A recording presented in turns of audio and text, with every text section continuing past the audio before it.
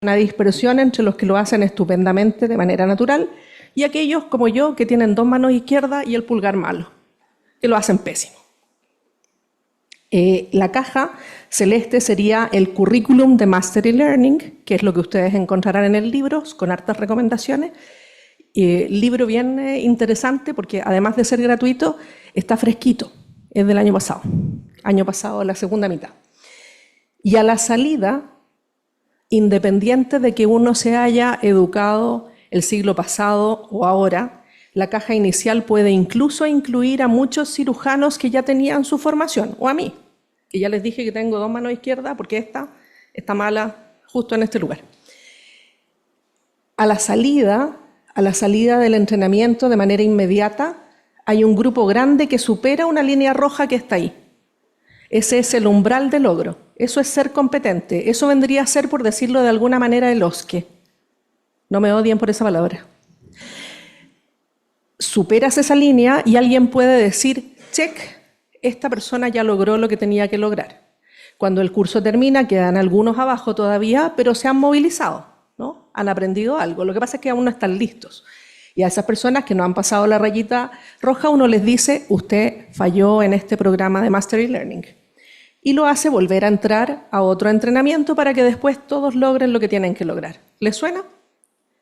Se hace igual para todas esas cosas que mencioné, pero para un montón de otras más. Punción lumbar, paracentesis, inyecciones de Botox, en los pacientes, en los programas de entrenamiento de neurología, en los programas de entrenamiento de fisiatría. Esas técnicas también son parte de lo que uno quiere desarrollar. No sé por qué esto no se ve. Y era, lástima, era una foto bien bonita de un entrenamiento de una persona atendiendo a otra persona. Lamento que no se vea la foto, pero si yo lo actuara, sería un paciente con alguien enfrente. Y ese QR que ustedes tienen aquí lleva los resultados de 5 años de OSCE, en los que se midió de dos formas. Uno, tu jefe clínico te miraba y ponía una nota describiendo cómo recoges la información de la anamnesis, cómo analizas la información y llegas a un diagnóstico y cómo propones un tratamiento. Entonces, si bien una estación es de dolor torácico y la otra es de anemia, en todas esas hacemos los mismos 3 elementos. Ese es producto de un trabajo colaborativo con la Católica del Norte, donde durante bastante tiempo se ha ido recogiendo información en ese sentido. Pero en paralelo, en esos OSCE, los pacientes simulados aplican una pauta en que te evalúan cómo tú te comunicas con ellos. Por lo tanto, en el mismo encuentro OSCE se miden las dos cosas, el razonamiento clínico y la comunicación. ¿Por qué 5 años? Porque los alumnos del 2022 y del 2023 estaban en cuarto y habían tenido sus cursos previos en pandemia, en la casa. Y entonces era importante mirar si es que habían logrado lo mismo. Y lograron lo mismo, efectivamente. ¿Por qué? Porque en vez de ir al hospital, que no los dejaron, se les hizo todo en simulación. Y de hecho, lograban mejores elementos de comunicación y mejores elementos de razonamiento clínico, probablemente por 2 razones. Porque el instrumento ya llevaba 5 años en uso, entonces el alumno inteligente, ¿qué hace? ¿Cómo? Ve los resultados del año pasado. ¿Qué más hace el alumno inteligente? Aquí hay harto, yo lo estoy mirando. ¿Qué más hacen ustedes?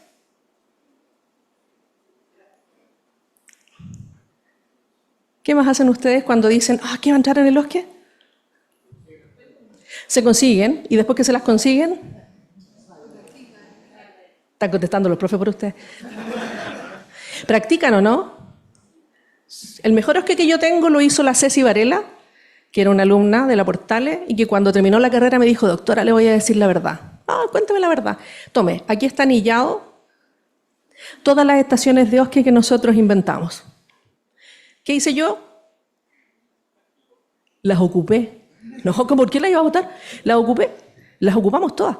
Y de hecho, la construcción de estaciones por parte de los alumnos es parte de unos métodos de construcción de OSCE que se llaman MAES y que se usa en la Universidad de Murcia desde hace 15 años, y Mosaico, que se usa en la Universidad de Talca desde hace 10. ¿Qué es lo otro que hicimos en simulación tiempo después? Y esto es desde el Hospital Padre Hurtado, donde yo tuve la suerte de que un decano me dijo, ya, bueno, haz eso que quieres hacer. Y lo que hice fue poner una sala de simulación dentro del hospital. Nada más. E ir a tomar café, tomé muchos cafés, para conversar con gente hasta que alguien me dijo 1 año y medio después, ya, bueno, vamos a hacer una simulación. Se había muerto un paciente en endoscopía. Entonces teníamos que hacer una simulación para que en endoscopía aprendieran a trabajar en equipo y a manejar un desfibrilador, que no tenían. El desafío en endoscopía era que había una enfermera dedicada por mucho tiempo, no voy a decir siglos porque me mata, a la gestión y 2 técnicos. Y nada más. A un paciente que estaba desnutrido, con un cáncer, con anemia, al que le ponías una inducción que le bajaba su capacidad respiratoria finalmente y que iba a ser un paro por un camino no habitual, respiratorio, no cardíaco, esa era la razón. Entonces el entrenamiento también había que orientarlo hacia ese camino. ¿Qué es lo otro que hicimos distinto? Nosotros validamos ahí, en ese QR también está, un instrumento que se llama TEAM, un instrumento que permite medir cómo se lidera, cómo se organiza la tarea, cómo se hace el trabajo en equipo, y lo medimos en las simulaciones de los equipos de urgencia obstétrica, de urgencia adulto, de urgencia pediátrico. Pero además hicimos que los alumnos se autoevaluaran ellos. Porque finalmente cuando ustedes salgan, ¿en qué curso estaban? Me dijeron. Casi en la mitad. Y ustedes están en la mitad. Toca carrete como en junio. Ustedes van a liderar esos equipos. Por lo tanto, tomar el instrumento que después sirve en la urgencia tenía todo el sentido porque íbamos a poder enseñarle a los alumnos cuáles eran los elementos de cómo uno debería liderar y cómo debería autorregularse. Y el instrumento puede ser usado por alumnos para medirse a sí mismos, y lo que los alumnos dicen de sí mismos es un poquito más malo que lo que decían los profes. Cuestión que a mí también me pareció muy bonita de contar, porque el mito de que el alumno se va a poner puro 7 cuando está en cuarto no es verdad. Cuando es física y en primero, capaz que sí. Puede ser. No hay ningún profe de física aquí, ¿cierto? Esto es un paper reciente, de hecho es como de hace 3 semanas y es chistoso que yo esté ahí porque no debería estar en ese artículo. Es del impacto del entrenamiento de un simulador para entrenar reparación del ligamento cruzado anterior. Nada que ver conmigo, pero bueno, yo soy la que le pego un poco al método y al diseño de cómo hacer las cosas. Y con ese equipo, con ese grupo que apunta a cumplir con el criterio de la CNA, hemos estado trabajando hace 3 años en armar estos grupitos en los que hay un jefe de programa, algún residente, y hacemos estas investigaciones que tributan al indicador. Siendo muy honesto, entender cuál es la regla y tratar de calzar. Uno no va a lograr buenas acreditaciones, esto parece utilitarista, pero finalmente nuestros ecosistemas, nuestros ambientes nos piden ciertas cosas. Pero a la vez llenamos un vacío porque junto con usar este software del ligamento cruzado anterior, los chicos han ido diseñando cosas que uno dice, yo no las tendría si no las invento, como un simulador para hacer reducción de hombros. Y ahora voy a preguntar, ¿cuántos han hecho una reducción de hombros? Están como más atrás, en los seniors, no hay nadie, perdón, en la gente joven de que está como avanzando hacia, perdón, ya. Los chicos no lo han hecho. Y probablemente residentes, si hubiera de traumatología aquí, quizás alguno. Ayer yo preguntaba por la pericardiocentesis. ¿Dónde está Claudia? Claudia. Y Claudia me dijo, yo he hecho varias, ¿no? Pero le cedí una a la becada hace poquito. Son procedimientos escasos. Y aquí me matarán los que creen que la simulación no reemplaza la clínica, pero voy a decir que sí. No reemplaza la clínica en aquellas cosas en que hay oportunidad clínica. Pero cuando no hay oportunidad clínica, sí. Y necesitas entrenarte en cosas complejas antes de vivirlas. Que me levanten la mano los que piensan que sí, ayúdenme, que sean varios. No todo es complejo y probablemente la entrevista con un paciente incluso puede generar tanta ansiedad que yo necesito resolverlo de alguna forma antes de entrar. Pero si les digo pericardiocentesis, muchos dirán sí, tiene razón, porque es escaso.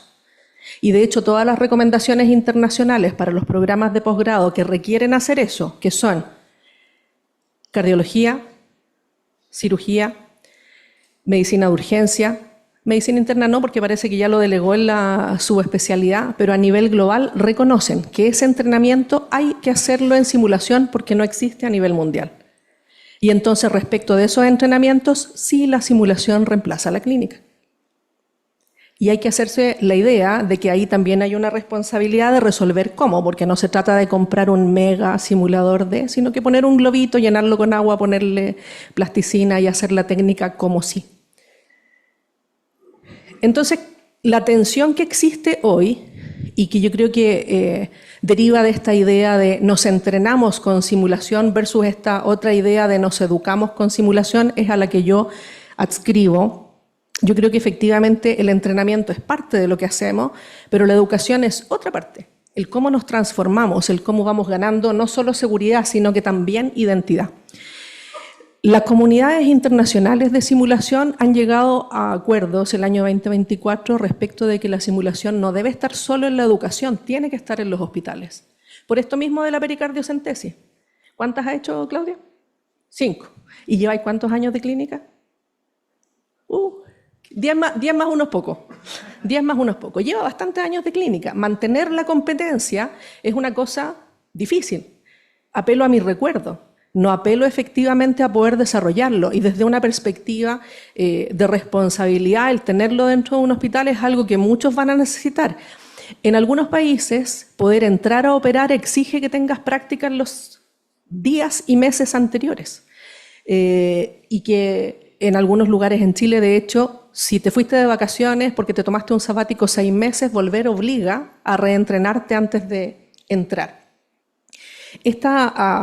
Consenso, que es un consenso global, lleva a otros puntos que tienen que ver con instalarlo de una forma que sea equitativa, instalarlo de una forma en que se respeten y se incluyan otro tipo de pensamientos de equidad en su utilización. Y va más allá, porque plantea, lo que está a la izquierda es una representación de la educación basada en simulación. Estos son datos no publicados aún, están en prensa en la revista IOS.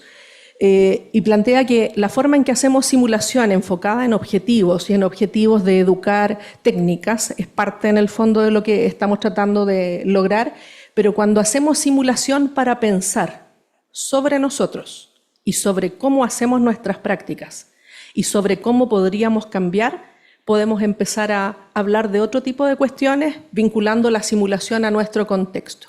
No es lo mismo resolver la gestión de un hospital en La Serena que en Temuco. No es igual. No es lo mismo hacerlo en una clínica privada que hacerlo en un hospital público. No es lo mismo en equipos donde los problemas que uno podría enfrentar por la forma en que la comunidad se vincula contigo son diferentes. No es lo mismo.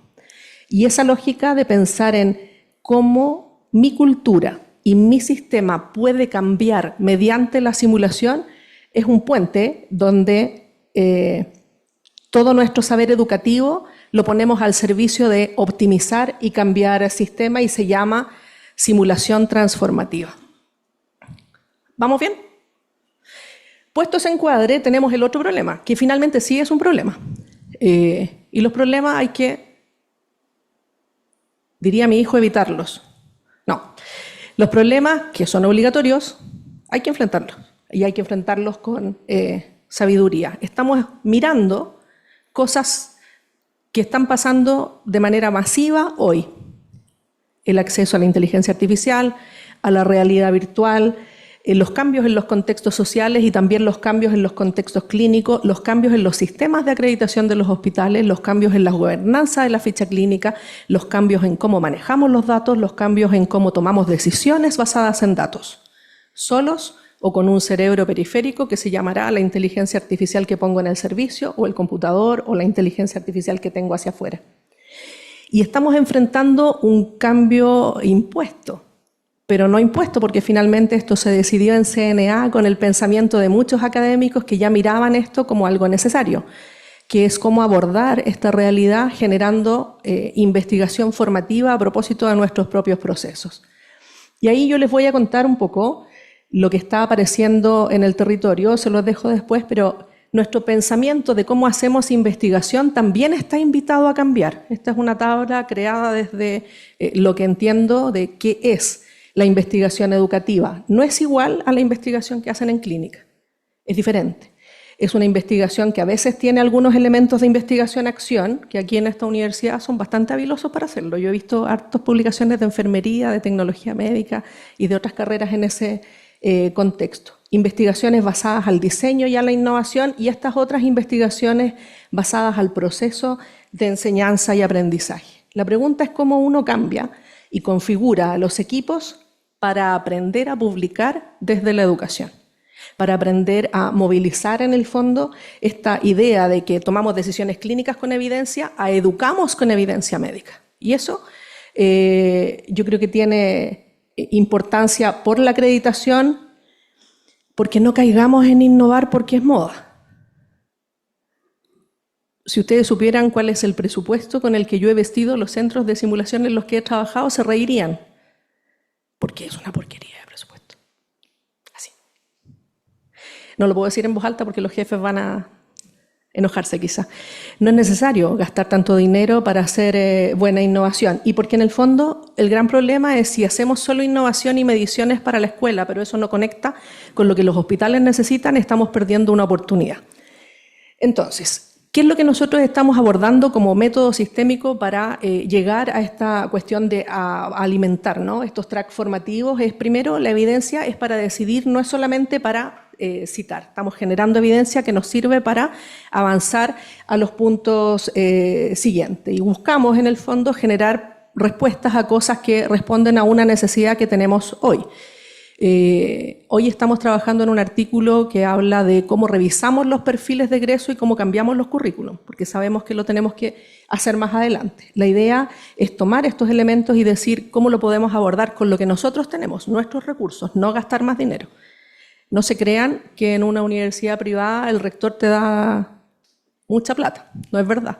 A veces lo que te dice es, con esto que tienes, quiero que hagas más. Y probablemente ese es el pensamiento más recurrente, y tiene sentido porque es eficiencia en el uso de los recursos. Entonces, ¿cuál es nuestro abordaje? Siempre medir impacto. Siempre partir con la pregunta de ¿qué quiero hacer? ¿Por qué es necesario? Y responder inmediatamente cómo voy a medir esto. No al revés, no decir cómo voy a implementar la simulación, sino que pensar en qué quiero, por qué es importante, qué agregaría a lo que no tengo, y si puedo contestar cómo lo mido, entonces vamos. Si no puedo contestar cómo lo mido, es muy probable que yo esté generando un gasto sin opción de generar evidencia.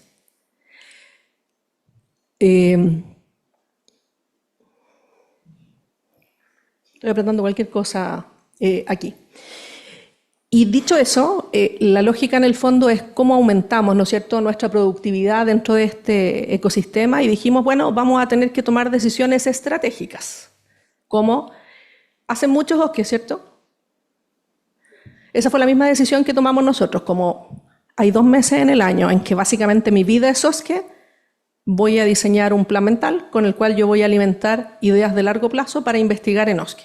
¿Por qué? Por 2 cosas. Por calidad, para que sea más seguro, para que sea mejor, para que podamos en el fondo optimizar lo que vamos avanzando, pero también por estrategia, ¿no? Es el recurso que tengo, es plata que estoy haciendo gastar, entonces la rentabilizo en otro sitio. Y ahí buscamos, de nuevo, ¿qué nos está imponiendo el sistema? Y nos dijeron que había que poner bitácoras, nos dijeron que había que hacer procedimientos mínimos, y entonces nosotros dijimos, vamos a diseñar una línea de investigación en procedimientos mínimos porque es la rutina. Y entre medio, yo pongo el gustito. Yo voy a investigar en debriefing. Da lo mismo en el fondo las otras cosas porque estoy cumpliendo con las 2 grandes premisas que me dieron, ¿no? La evaluación y el cómo cumplimos con los estándares, pero en medio pongo aquello que a mí me motiva y que a mí, Soledad Armijo, me da ganancia competitiva. Voy a contar en público lo mismo que les dije ayer. ¿Por qué yo no investigo en entrenar procedimientos? Porque la Católica lo hace muy bien. Porque la Católica tiene un equipo, porque tienen una línea. Y entonces al mirar cómo están los demás haciendo su trabajo, yo decido estratégicamente, esa línea para mí es muy costosa, voy a tomar el camino de esta línea que se acomoda un poco más con lo que estoy haciendo yo. Y ahí yo creo que hay una decisión de estrategia. Uso lo que tengo, pero también decido en el nicho o en el espacio donde estamos trabajando, donde hay una ventana de oportunidad, donde yo puedo hacerme fuerte y ahí meto las manos, la cabeza, el corazón, los dientes y hago desde ahí una línea de trabajo. ¿Les parece sensato? Es medio loco igual pensar cómo uno va a decir esto de la formación en debriefing. Les quiero contar esta historia de papers. Creo que en ese QR está la lista de casi todos. Nosotros partimos el 2013 con la Claudia Berens de la Católica del Norte, con alguien de la Universidad Mayor, que no me acuerdo quién era, la Solange Hurtado, estaban la UDP y la UDD, con la Universidad de Concepción, Paulita Parra, y alguien se me está olvidando, la UNAV, la Vero Morales. Ese grupo partió y le pedimos dinero a una cosa que se llama el National Board of Medical Examiners. Ellos nos dieron dinero porque había un fondo para ayudar a los países subdesarrollados. Eso éramos nosotros, según nosotros, lo cual no era verdad. Chile siempre ha estado en otro estándar de OCDE, pero hicimos un buen juego y una buena propuesta. Y nos dieron dinero para tratar de construir un OSCE que fuera similar en distintas universidades. Con eso, nosotros abordamos el tema de, dentro del OSCE, medir razonamiento y medir comunicación. Y ese es el primer estudio, cómo diseñamos ese instrumento. Adicional a ese primer estudio, cómo validamos el instrumento de evaluación de la comunicación, que ha sido bien rentable. A mí me ha rentado 4 papers hasta ahora y lo que estamos haciendo en este minuto es hacer que los pacientes reales evalúen con la misma herramienta que los pacientes simulados evalúan. ¿Para qué? Para dejar constancia de que los pacientes simulados tienen una regla más o menos similar a la del paciente real. Y lo otro que estamos haciendo es pasar la herramienta de comunicación a inteligencia artificial para hacer la decisión estratégica de si con inteligencia artificial podemos contener presupuesto de OSCE, que es una cosa razonable, que uno piensa, por lo menos en los momentos formativos previos, y en algunas partes del mundo se está haciendo en los momentos evaluativos finales. Dicho eso, y habiendo leído millones de cosas de OSCE, tomamos una decisión estratégica el 2025. Como Harden había publicado el OSCE en 1975, dijimos, alguna revista va a querer un paper de los 50 años del OSCE. Bueno, íbamos a hacer una perspectiva regional y describimos esto y nos ha servido para reconocer que en Latinoamérica los OSCE son dominantemente de medicina, mucho más de pregrado, luego de posgrado. El que sigue es odontología y el tercero es kinesiología. No hay OSCEs publicados desde Latinoamérica en enfermería y no hay OSCEs publicados en nutrición y no hay OSCEs en tecnología médica.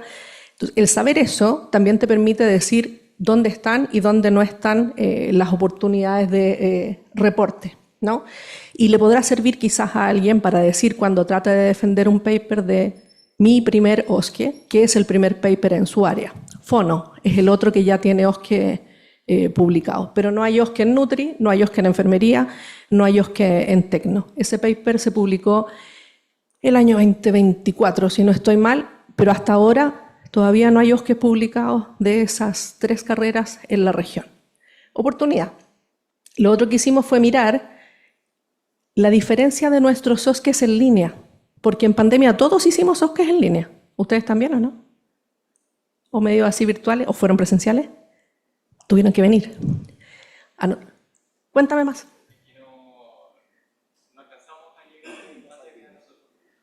Son muy chicos. Donde tengo que mirar a ti. ¿Ustedes hicieron OSCE en pandemia? ¿Los profes sabrán entonces? ¿Hicieron OSCE en pandemia? ¿Algo así? ¿Presencial o en línea? Algo en línea. Todos hicimos OSCE en línea. Y el OSCE en línea, si es que fue igual al OSCE presencial, es el argumento para pensar que el OSCE puede seguir siendo siempre en línea. Cuando tú piensas así, dejas de pensar en que voy a construir un gran edificio. Dejas de pensar que voy a gastar tanta plata en pacientes simulados, porque eventualmente pones otros medios dentro de ese espacio. Y hay que entender que el presupuesto es un condicionante de todo, de lo clínico y de lo educativo. La investigación actual en OSCE debería ir hacia mostrar cómo formas de OSCE más costo efectivas son igualmente adecuadas desde el punto de vista formativo y evaluativo, y cómo esas formas de evaluación más bien remotas en el fondo podrían ayudar a que los alumnos practiquen más solos. ¿Cuántos piensan que a veces el feedback del tutor no alcanza? Los tutores van a cerrar los ojos, no hay. Ahí hay un tutor que levantó la mano, ¿sí? ¿Cuántos dicen eso? En la literatura, el año 2000, el 70%. El feedback del tutor no alcanza. En la literatura no chilena, nosotros no lo hemos dicho aún. En la literatura actual, Julián Varas dice muchas veces, es muy caro sacar a un neurocirujano de una cirugía para que venga a darle feedback a un alumno chico, que más encima va a ser médico nuclear. Qué cosa más inútil. Presente. ¿Por qué tú tomarías la decisión de sacar a un súper especialista para entrenar algo básico y por qué no podrías hacerlo con la mirada de otra persona entrenada en evaluar el procedimiento? Mismo trabajo de Julián Varas, kinesiólogos evaluando habilidades quirúrgicas. ¿Y por qué tienes que hacerlo presencial cuando usar un video para que alguien te retroalimente a distancia puede rendir el mismo fruto? Misma línea de Julián Varas. Y la siguiente etapa, ¿y por qué tiene que hacerlo una persona si la medición basada en imagen, usando videos y alimentada con algoritmos estandarizados, con inteligencias artificiales accesibles, es igual o mejor que la humana? Por distracción, porque no te llamó el celular, porque tu hijo no está enfermo, por muchas razones. Mismo paper de Julián Varas, o misma línea de Julián Varas. Este impulso a pensar en que los OSCEs, cuando tienen procedimientos, deberían desaparecer, yo lo mantendría muy en ojo, porque la forma o la tendencia actual de pon tu energía en otras cosas, en el vínculo, en el modelamiento, en el enseñar gestión, en el enseñar la integración de los procedimientos más complejos, tiene mucho más sentido. La progresión de CAT en 5 cohortes de cuarto año mostró que los alumnos no bajaron su rendimiento, los alumnos lo mantuvieron o lo subieron. Y el resultado sirve en el fondo para darse cuenta de que esto no es solo una serie de papers, y lo que hace Julián tampoco es una serie de papers, es una forma de ir decidiendo cómo ajusto el currículum. Es una forma de darse cuenta de que si yo tengo el OSCE como una herramienta para poner nota y lo pongo como herramienta evaluativa, el alumno cambia para bien. Y eso es un buen resultado, es un buen lugar. Ahora les voy a hablar de lo que a mí me gusta. A mí me gusta el debriefing. Eso es algo que aprendí de manera incidental y me gusta el debriefing porque en el debriefing uno conversa y mira al otro. Y como yo grabo mis debriefing, me miro a mí mismo. No es narcisismo, pero en el fondo es para ver si la embarro y si estoy... Mi mayor error, tiempo atrás, ahora lo intento regular, yo hablo mucho. Ya se dieron cuenta, ¿cierto? ¿Qué hice primero?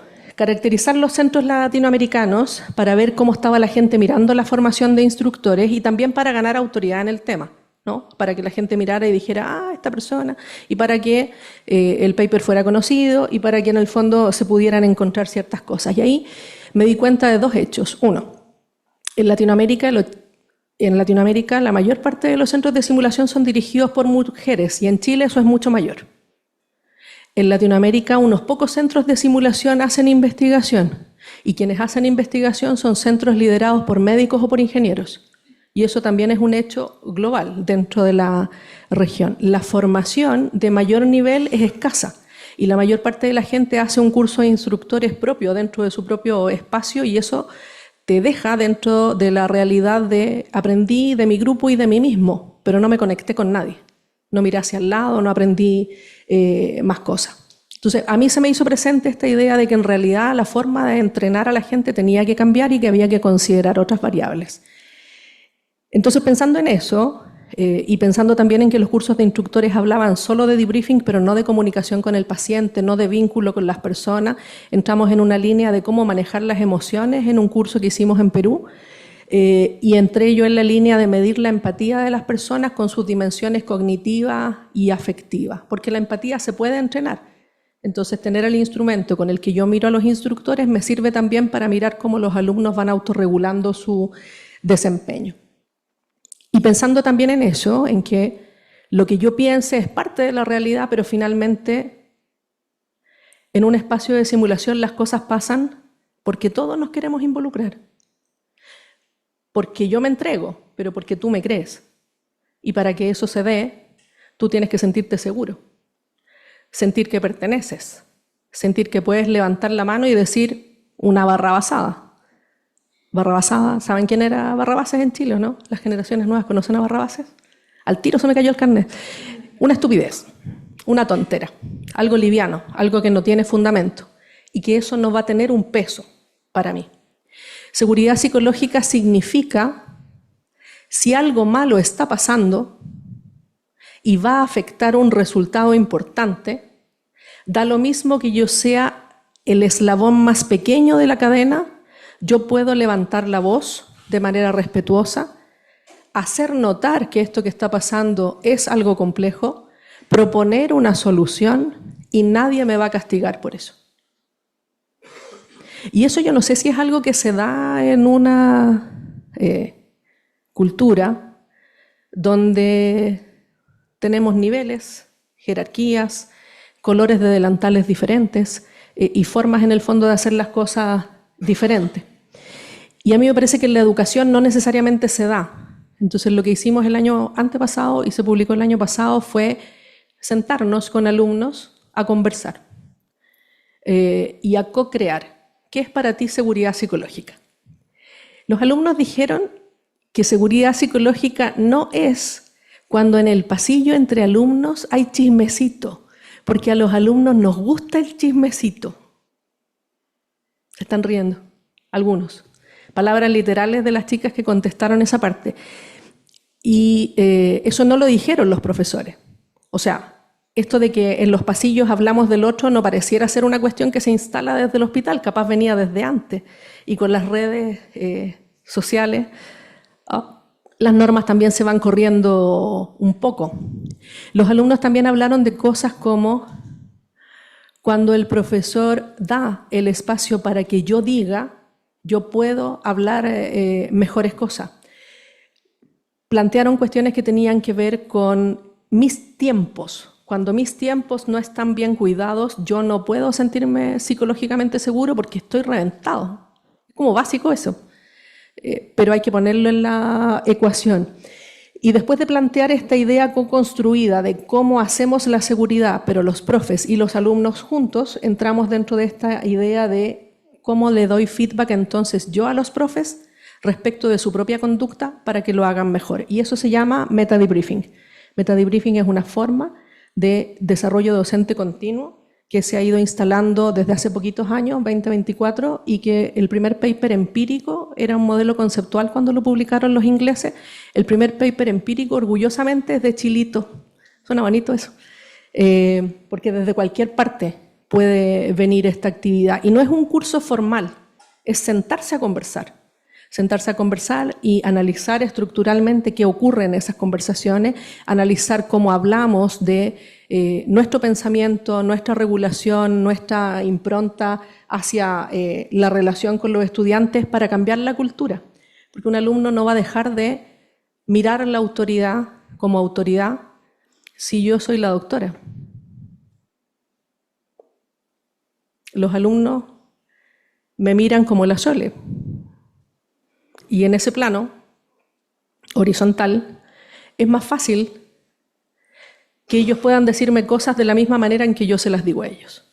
Es más fácil construir esta mirada de voy a liderar también en el mismo espíritu. No es deslegitimar el hecho de que aún ellos están en formación y que uno tiene una profesión, es otorgar el poder humano de colaborar para hacerlo mejor.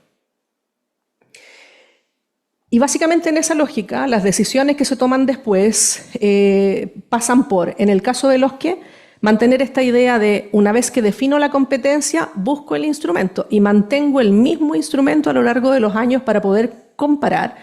Mismo instrumento, tanto en comunicación como en razonamiento, con estos tres subelementos, recogida de información, diagnóstico diferencial y plan de tratamiento, y en base a eso ir haciendo los ajustes en la planificación de los que, incluyendo reducir el número de estaciones para llevarlas hasta el número mínimamente viable que dé buena confiabilidad. Y con eso ahorrar tiempo y plata. Y en la parte de abajo, priorizar, hacer programas de formación muy básicos, generales y transversales para poner energía en el coaching, en el metadebriefing, en el acompañamiento permanente de cómo refinamos la actividad con las personas que tienen una mayor identificación con la metodología. La evidencia no se va quedando en el paper, se va poniendo en los procesos de formación docente y en los criterios de calidad. Y aquí una cosa bien simple, cuando nos mandaron a hacer procedimientos mínimos, que a mí me mandaron de hecho, me dijeron, Sole, como tú tenés tiempo y estás aquí en la unidad, anda a hacerlo, y yo dije, oh, qué lata. La verdad es que eso fue lo que dije, qué lata. Ya les había explicado que no me gusta entrenar procedimientos porque eso lo hace Julián. Entonces pensé, Sole, ¿cómo haces esto para que sea más eficiente? Y mi aproximación fue bastante simple, como sí sabía del medio y sabía que había acuerdos internacionales de oftalmología, de traumatología, de lo que fuera, me puse a mirar todos los acuerdos que había, mandando a alguien a hacer eso por mí. ¿A quién se le ocurre que mandé? No, porque el estudiante tiene que estudiar. ¿A quién mandé? ¿A quién mandarían ustedes si tienen que leer muchas cosas que son todas parecidas y sacar un resumen? Entonces, básicamente lo que hice fue, ¿saben qué más? Voy a mandar a la IA, voy a hacer yo un proceso de validación de algunas cuestiones y me saqué de encima horas de trabajo para llegar exactamente al mismo lugar. No hice reuniones, los clínicos me aman porque yo llego a la reunión con el resumen decantado, donde ya les leí todo, les entrego el PowerPoint, les muestro, aquí está tu referencia, ellos cliclean y van a lo que tienen que revisar y miran armónicamente lo que están construyendo. Lo hice en un programa, lo testé, empezamos a trabajar con ese programa en el entrenamiento con simulación y después lo he hecho en, uy, no se ve nada, en 20 programas más, en los cuales hicimos después un diagnóstico burdo, simple, pero que debíamos haber hecho tiempo atrás, que es ¿cuántos necesitan pericardiocentesis? ¿Cuántos necesitan inyección de Botox para la cefalea? Fisiatras y no sé qué. Y con eso construir entrenamientos conjuntos de cosas que no eran obvias. Porque evidentemente teníamos el ACLS, evidentemente teníamos el PALS, evidentemente teníamos la intubación orotraqueal, evidentemente teníamos la punción lumbar. Definimos los números, definimos el bootcamp, definimos los 2 entrenamientos. Y hoy día es menos peso para el profesor del programa, porque toca por un calendario anual bootcamp, reentrenamiento y sacas de encima esa ecuación. Y el que no va rindiendo o el que en la práctica clínica se siente inseguro, pide hora para su gimnasio y vuelve a entrenar solo.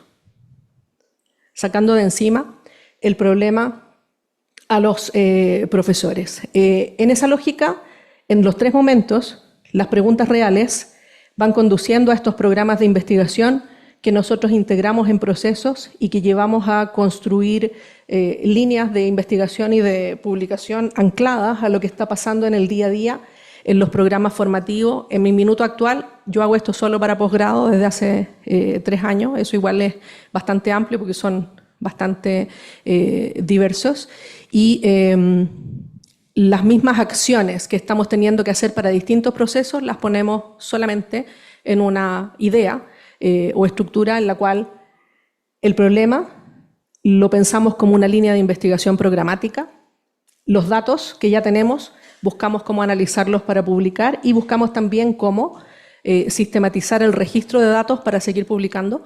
Y por otro lado, hacemos ajustes de procesos cada 6 o a 12 meses para poder ir manteniendo nuestros procesos de mejora continua y hemos puesto esto en el proceso de mejora continua de los programas de posgrado como una unidad técnica que está un poquito lateral, pero al servicio de la gente, manteniendo yo mi gustito, que es investigar absolutamente en debriefing en los tiempos que logro sacar del trabajo rutinario.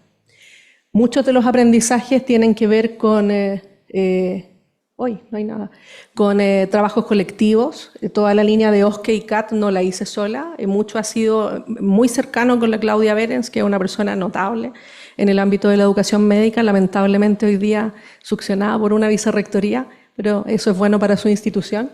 Y en el área de simulación, no solo con el equipo de la UDD, sino con gente con la que colabora en distintos lugares. Falta ahí el paper de simulación transformativa, que es una publicación futura en colaboración con gente de España, Inglaterra, Dinamarca, y que muestra en el fondo cómo nuestros propios problemas son parte de una ecuación y un problema también global. Algo que no dije dentro de esos papers, ustedes van a encontrar en la mitad que un coautor es alumno o que un coautor es residente.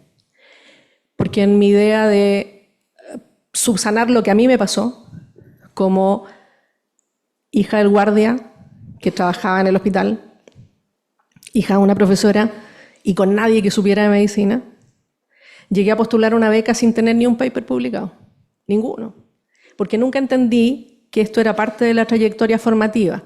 Y ahí viene mi motivación y, como dicen los gringos, mi driver, ¿no? mi motor. ¿Por qué yo hago esto? Porque miro en el fondo en cualquiera de los chiquillos que están en la misma posición que son yo y que eso a lo mejor habría cambiado su trayectoria formativa. Y esa fue mi motivación inicial, pero mi motivación actual es que son súper disciplinados, son súper creativos. Muchas de las mejores ideas que yo he logrado conquistar es porque un alumno la tuvo, no fue mía.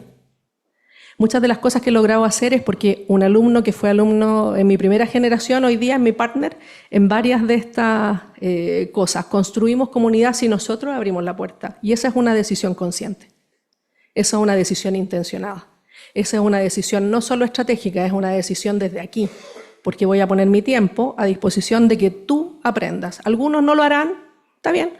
Está dentro de la ecuación, pero es una decisión que cada uno de nosotros tiene que hacer para que los alumnos puedan avanzar dentro de este espacio, a veces comprendiendo que es solo un punto para la beca, pero en ese mismo camino ganando la oportunidad de que ese sea el mejor educador del planeta, como estoy segura que muchos de ustedes son hoy, porque también tuvieron esa motivación cuando eran embriones de médicos y médicas.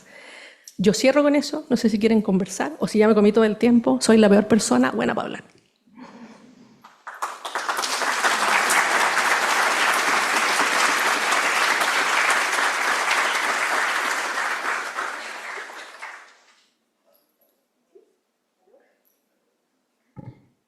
Este funciona.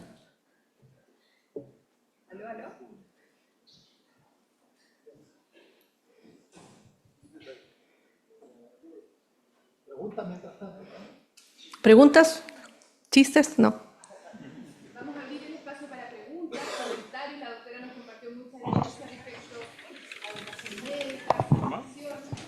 La palabra también para docentes, estudiantes que quisieran consultar algo. ¿Allá al fondo alguien? ¿Acá? La doctora va a juntar todos los pasos del día, sí, corriendo para allá y para acá pasando el micrófono. Yo no, porque estoy aquí quieta. Hola doctora, ¿cómo estás? Un gusto haber escuchado la presentación, muy interesante. Bueno, yo estoy a cargo del curso de los alumnos de tercero y cuarto de medicina y la verdad es que ha sido un desafío para nosotros poder implementar este tema de la evaluación del OSCE, ya lleva varios años obviamente acá, pero igual algunos años se nos hace más difícil que otro el tema de tener que incorporar varios docentes, ¿verdad? Se necesitan muchas estaciones también porque tenemos muchos alumnos y efectivamente en algunas oportunidades hemos tenido que hacer unas como versiones, a mí no me tocó en la época de la pandemia, pero sí hemos tenido que intentar hacer en alguna oportunidad una versión tipo online, ¿ya? Entonces le quería preguntar, ¿cómo se puede armar una, yo sé que no me lo va a poder decir obviamente, pero ¿cuál es la lógica de un OSCE online? Porque no me lo puedo imaginar, digamos. Sí, ¿hay que usar algún programa especial? ¿Cómo te llamas? Eugenia. Eugenia. Mucho gusto, Eugenia. Gracias, igualmente. A nosotros nos pilló esto de la siguiente manera. Tenemos un rector, yo soy del Colo-Colo, nada que ver el comentario, pero sí, porque el rector es de la U, es Federico Valdés. Y a mí, como buena persona del Colo-Colo, me cae mal la gente de la U. Pero él además era muy vehemente. Bueno, este rector, nada que ver el comentario, pero el rector dice... En la UDD sabíamos que iba a venir una pandemia porque la Jimena Aguilera nos lo advirtió en diciembre del 2019. Nos tuvieron durante todo el verano ilusionándonos con que era un curso gratis, pero en realidad era mentira, era toda una estrategia para que aprendiéramos Canva y cosas por el estilo, por lo tanto hubo un driver institucional de vamos a hacer aquí, vamos a hacer allá, y ya sabíamos que teníamos que movernos a Canvas y movernos a muchas cosas. Compraron cuentas de Zoom y tenían todo eso más o menos controlado y tenían cosas para darle Wi-Fi a los alumnos que no podían tener. Universidad con Lucas, se asumía que muchos alumnos iban a tener solos. Y Entra la pandemia y nos dicen, van una semana a sus casas, organizan todo y en una semana volvemos. Nosotros, no puede ser, esto no va a resultar y qué sé yo. Y apenas volvimos empezamos a hacer todo este ejercicio de usar Zoom. Zoom es fantástico porque te permite hacer múltiples salas en paralelo. Entonces, nosotros miramos el blueprint de tercero. Separamos todas las cosas que eran solo conversar de aquellas cosas que eran tocar. Y dijimos, bueno, aquí nadie va a tocar a nadie, así que chao. Eliminamos todo lo que era tocable y lo transformamos en conversable. Y empezamos a jugar con los alumnos poniendo eso como metodología de enseñanza. Todo esto con esta premisa de lo van a tener que hacer nomás, y la que tuvo la idea y la que tuvo el impulso era una chiquilla que había egresado 2 años atrás, la Mariana Jadwe, porque yo por supuesto era resistente, pues sí soy vieja. Tenía que ser resistente y decir que no iba a funcionar. Ese era mi trabajo. Pero yo miraba el blueprint y miraba lo que habíamos codificado el año anterior. ¿Y qué nos salvó? Que codificamos todos los OSCEs igual desde el 2013. Entonces sabía perfectamente dónde duele, dónde no duele, qué funciona y qué no funciona. Y todas las cohortes, le guste o no le guste a los alumnos, son iguales. Son iguales. Tienen la misma dispersión, las mismas conductas, lo mismo todo. Aunque los que sean idénticos, igual les pasa lo mismo. Uno cambia el valor del hemograma y yo les puedo decir, va a haber una estación de hemograma y va a haber una estación de hemograma de anemia. Ensayen harto, le pongo el hemograma y la cuestión cambia. Todo eso lo sabíamos. Y así lo fuimos jugando y hicimos un pequeño texto que está descrito en el Manual de Inserción Curricular de Simulación de la UDD, en una infografía, donde está detalle a detalle cómo planificábamos el Zoom en una forma obsesiva y neurótica. 3 personas en una sala y la gente afuera. Que no previmos, pero sí previmos, que el alumno en su casa podía copiar. Ya, bueno, filo, daba lo mismo. En el fondo estábamos evaluando otro tipo de competencias y comunicación. Para la siguiente versión los hicimos ir a una sala. Los pusimos a ellos en las salas chicas y pusimos a los actores en la casa. Y a los actores les pasamos el Wi-Fi. Y ahí no podían copiar, porque ya no traían sus cosas. En el fondo estaban en otro entorno. Y en verdad, entre el primero y el segundo, dio lo mismo. Rindieron igual. Porque tampoco es que sea tan difícil abordar un OSCE si yo me siento seguro. Y porque de verdad te garantizo que en tu OSCE de semiología, 90% ha de ser cosas en que no tocas a ese paciente. Piénsalo. Mira el blueprint, mira los resultados. Ese fue el proceso. Y codificamos todo exactamente igual. Y entonces eso nos permitió tener los mismos datos. Cuando hicimos eso, la Claudia Berens me llamó y me dijo, oye, supe que ya hicieron un OSCE. Ellos habían tenido que suspender, porque la Universidad Estatal dijo, vamos a suspender hasta que se mejore la pandemia. Error. Partieron 6 meses después. Y copiaron nuestra forma de hacer el OSCE para hacerlo exactamente igual. Y pudimos comparar los datos, como hemos hecho internamente entre las dos por años, y vimos que era exactamente lo mismo. El problema siempre ha sido el mismo. Cómo abordo la comunicación y la estructura de entrevista, cómo abordo la decisión de una mesa se para en 3 patas y no en 4. ¿Cuál es la pregunta que voy a omitir dentro de estas para llegar a una decisión? Porque solo el alumno muy novato recita exactamente todo lo que uno supone que debería estar en un OSCE. El alumno competente suele adaptar. Tuvimos respaldo organizacional, usamos toda nuestra estructura, que era el blueprint y la tabulación, eliminamos todo lo que había que tocar y lo dejamos solo en conversar. Y si me preguntas hoy si yo haría lo mismo habiendo IA, mi respuesta es no. Porque todos estos están estudiando, entrenando con ChatGPT. Mi hija estudia en la Católica y entrena con ChatGPT. Y cuando le pregunto a los internos UDD, a los compañeros de mi hija, ¿tú por qué lo ocupas? Porque ChatGPT o Perplexity o Claude, los alumnos son habilosos. Entonces uno paga la licencia 1, el otro paga la licencia 2 y el otro paga la licencia 3. O se la bolsean al papá. Se la piden prestada. O a la mamá. Y con esos recursos, ellos están entrenando con entrenadores basados en inteligencia artificial. Stanford, y aquí voy a ir a los más académicos, está usando una cosa que se llama Clinical Mind.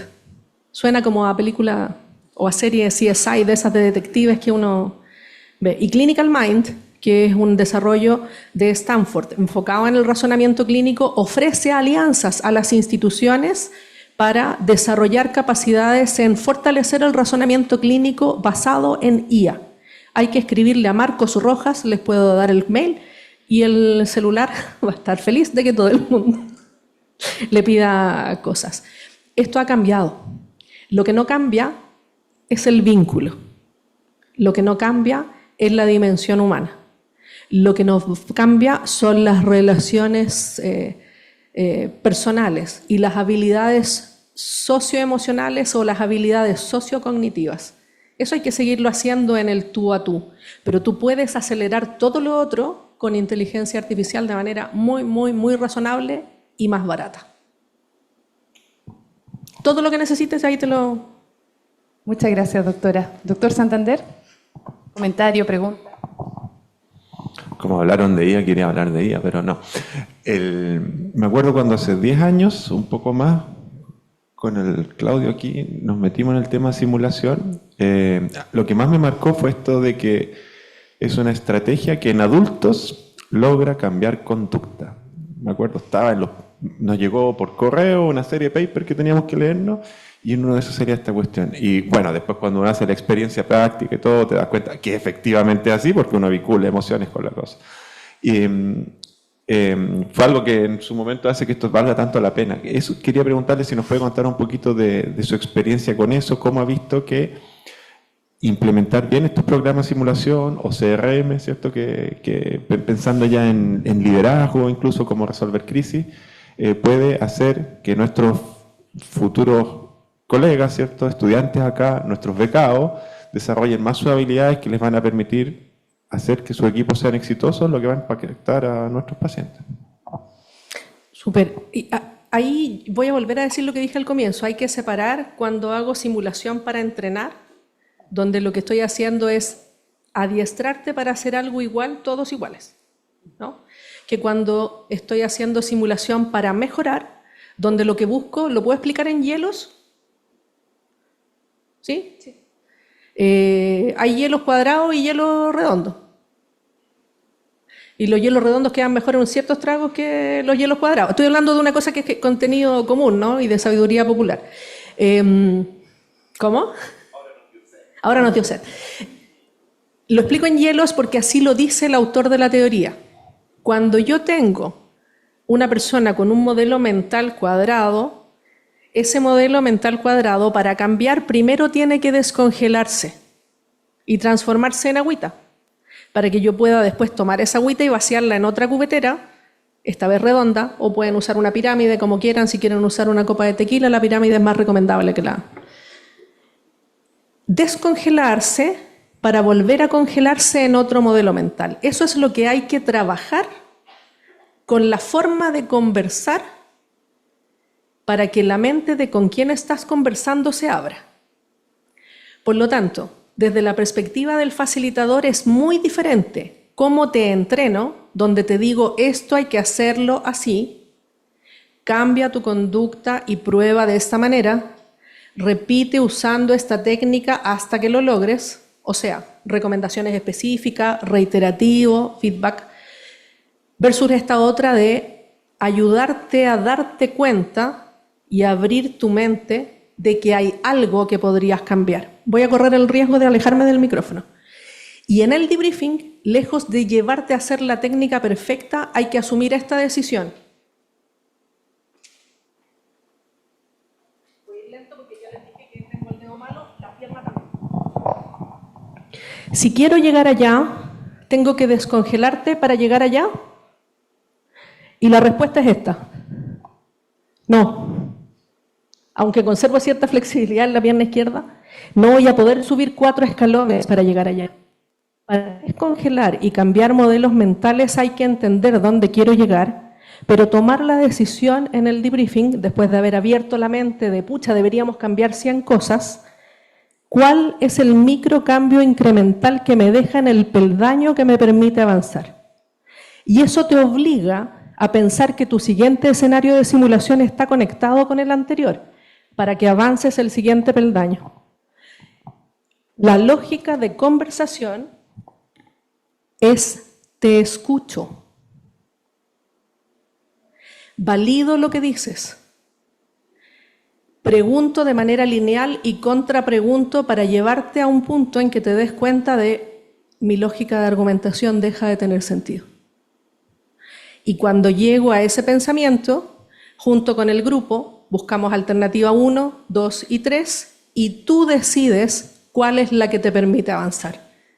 Entonces es una lógica de facilitación, de acompañar, pero permitir, con una intención a largo plazo medianamente clara, y aceptando que la co-construcción probablemente es el mejor mecanismo. Esa es la forma en la que uno tiene que formar a los que van a hacer CRM. ¿Dentro de una comunidad puedes formar a todos así? No. ¿Qué he hecho yo? Poner a los que quieren entrenar a entrenar y discriminar cuáles son los que quieren hacer CRM y ponerlos en este lugar y hacer visible que las dos cosas son necesarias, que deben coexistir, que esto no significa que este sea mejor que el otro, sino que sus habilidades funcionan mejor aquí y las otras funcionan acá. CRM es manejo de recursos en crisis, implica sé todo lo que requiero manejar para la crisis, o alguien lo sabe, sé cómo gobernar mi propio proceso de pensamiento, mis emociones, mis reacciones frente a una crisis, sé cómo articular respuestas para que las situaciones vayan mejor, es conductual. Es socioemocional y es colectivo. Es una lógica distinta a te entreno. Suele ser conveniente separar instructores desde mi perspectiva. Acá hay un comentario, doctora. Un alumno. Tengo una consulta en base a la efectividad que tiene las prácticas de simulación en cuanto a la repetición de prácticas, porque pasando por los estados del conocimiento, uno pasa de la incompetencia inconsciente a la competencia inconsciente, pero pasando por hartos estados. Entonces, en las prácticas de simulación, primero debiese haber un tutor para luego poder practicar, comillas, solo. ¿Y cuánto me demoro o cuántas repeticiones me demoro en aprender completamente lo que necesito aprender? Y curioso, ¿tú eres ayudante de algo que estaba hablando de inconsciente incompetente? ¿O? No. ¿Te gusta nomás te gusta el tema? Es como, es un concepto de aprendizaje esto de soy incompetente, inconsciente, y significa no tengo idea por qué esto que me están pasando en este curso sirve para algo después. Y no me hace sentido, traducido al español común y corriente. A mí me pasa si me dicen anda a hacer neurocirugía. Para mí no tiene sentido. Para el neurocirujano no tiene sentido aprender de positrones. Para mí sí tiene sentido. Tiene que ver con la motivación. Y ahí hay un punto importante. Antes de la técnica, el estudiante tiene que estar motivado. Antes de la técnica, el estudiante tiene que estar comprometido. Significa que se tiene que preparar. Y si el estudiante está motivado y está comprometido, el primer punto de encuentro es ver cómo se realiza el procedimiento. O con el tutor o con un video. Y rinden lo mismo. Si un estudiante mira un video de una técnica bien ejecutada, está motivado y ha estudiado y practica solo y una IA le da feedback, es exactamente lo mismo que si un tutor estuviese ahí. Hacia allá vamos. ¿Cuántas repeticiones? Por lo menos 3, porque tienes que demostrar en el fondo que hay una curva. Pero deberías construir una curva de aprendizaje donde pasen dos cosas. Después de varias repeticiones, alcanzo un plató donde la mayoría demuestran que soy competente. En intubación orotraqueal, por ejemplo, lo que también podrías hacer es fragmentar la técnica completa. Lo difícil es ver la laringe y pasar el tubo. El resto es fácil. Entonces también el entrenamiento puede ser como micro fragmentado. Y con la tabla que mostré, con esa cosa amarilla donde muchos avanzaban pero los otros no, todos los que están bajo la línea roja son los que deberían ir al gimnasio de yo practico solo. Porque para muchos el currículum de las repeticiones va a funcionar. Esa es la norma, el promedio, el que pasó la línea roja. Pero los que están más abajo deberían asumir que, como yo, tienen 2 manos izquierdas y necesitan más repeticiones. Hay algunas técnicas en que las repeticiones tienen que ser, dice la literatura, 1000. En vía aérea, un paper publicado con la Yuji Dadwani, alumna de quinto, mostró que en intubación orotraqueal enfocado solo en la laringoscopía y pasar el tubo eran 5 para el 98% de los alumnos.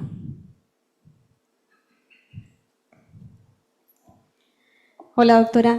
Buenos días y antes que nada darle las gracias por la presentación. Yo soy Cintia Espejo y soy nutricionista. Y Oportunidad creo de que paper. Oportunidad de Paper, eso mismo hacía la reflexión mientras usted presentaba. Nosotros en realidad en el equipo de clínica implementamos el primer OSCE, que fue a partir de un proyecto de tesis de magíster en docencia el año 2014, hace algunos añitos atrás. Y no fue publicado, así que me hacía ruido, y después se implementaron otras actividades, otros OSCEs en el área de nutrición, y ahí también había mucha información, creo que rescatada desde los docentes, de los estudiantes, así que hay un desafío también para el equipo. Me hizo ruido, pero hace algún tiempo atrás la facultad nos dio la oportunidad a algunos docentes formarnos como instructores de simulación, y ahí dentro de los aprendizajes conversamos un poco de lo que era la simulación o las actividades de OSCE en realidad colaborativas con otros profesionales que en realidad uno no suele hacerlo tanto en su unidad, se enfoca, ¿no es cierto?, en la profesión o en lo que quiere rescatar, y nos abrieron un mundo bajo una mirada un poco general de lo que había sido en ese tiempo la experiencia de nuestros docentes en simulación, en lo que era la formación o la investigación, ¿no es cierto?, la simulación colaborativa con otros profesionales. Entonces ahí es que quería pedirle su opinión. ¿Ha tenido la experiencia, han involucrado dentro de la simulación clínica en formación el trabajo en equipo como simulación colaborativa? Porque de repente ese es el desafío para nuestros estudiantes. Cómo llegan a integrarse un equipo y cómo conversan entre unos en un contexto de simulación en el entorno clínico. Sí, es muy bonita la pregunta. Voy a ir primero a OSCE. En OSCE yo no he hecho OSCE grupales, porque no he tenido la ocasión y tampoco he tenido la voluntad de hacer eso. Sí, también es parte de la ecuación. La literatura menciona incluso un acrónimo propio, ¿no? OSCE y OSTE, de team y de grupo. Hay poca literatura en OSCE grupal. Lo difícil ahí es qué competencia mides en cada uno y cuáles son en el fondo los blueprints, si son iguales, si son específicos para cada persona, y cómo resuelves la logística. De los papers que estaban aquí hay uno que es ese team, el paper de team en el que estaba la imagen como de la gente en el hospital, que efectivamente es muy interprofesional y transprofesional, porque ahí cuando hicimos la evaluación del trabajo en equipo, comparamos cómo calificaban el trabajo en equipo los auxiliares de servicio, los técnicos y los profesionales, pensando en el fondo en que la evaluación del trabajo en equipo es un área en la que probablemente la mirada multidimensional es la que tiene mucho sentido, pero para todos, no solo para uno. Y yo te diría que mi mayor posibilidad de hacer eso, y ahora viene mi declaración, es dentro de hospitales. Soy pesada en insistir en esto de un médico nuclear con un psiquiatra, tampoco, menos puntos de encuentro, como en el trabajo clínico. A lo mejor lo tengo con un endocrinólogo, claro, ella indica el yodo, yo lo doy y trabajamos dentro de un equipo.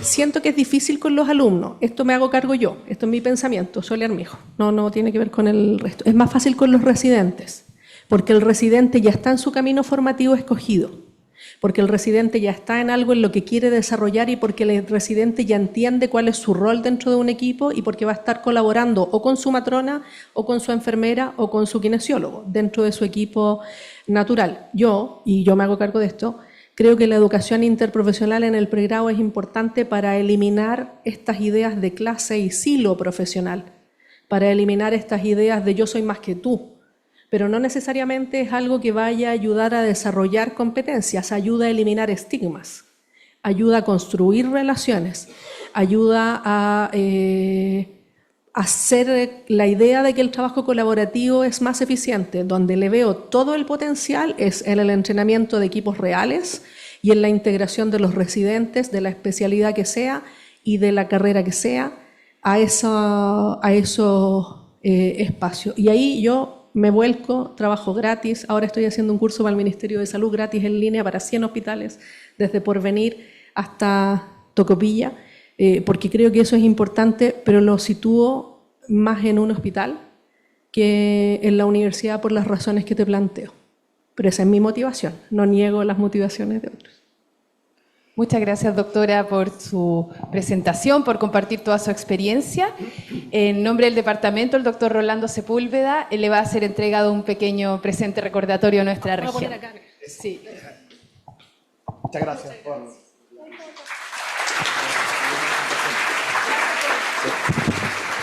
Yo para cerrar, yo creo que esto es un tremendo desafío.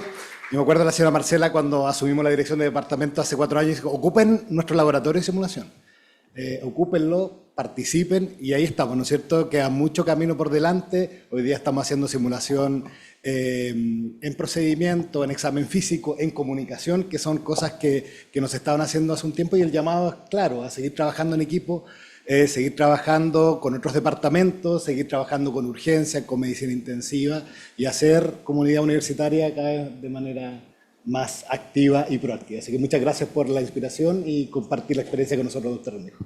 Gracias a ustedes. Yo me llamo Sole. Mi misión en la vida es que toda la gente me diga Sole y no doctora. Voy a tener un doctorado pronto y cuando lo tenga tampoco quiero que me digan así. Creo que el lenguaje construye realidades y la única persona que tiene que identificarme a mí como yo soy su doctor es el paciente al que estoy atendiendo. Y en esa lógica voy a ser insistente siempre en que es decisión de uno modelar el cómo quiero vincularme con los demás. Estoy muy contenta de que haya muchos alumnos aquí. Los alumnos han construido la educación. Yo también fui alumna, fui flaca como ustedes, tenía sueños, igual que ustedes, y tenía una idea de esto va a ser muy diferente, y sigo teniendo la misma idea, así que si alguien quiere conversar, me escribe, yo contesto. Me demoro a veces, pero contesto. Muchas gracias. Esto es mío.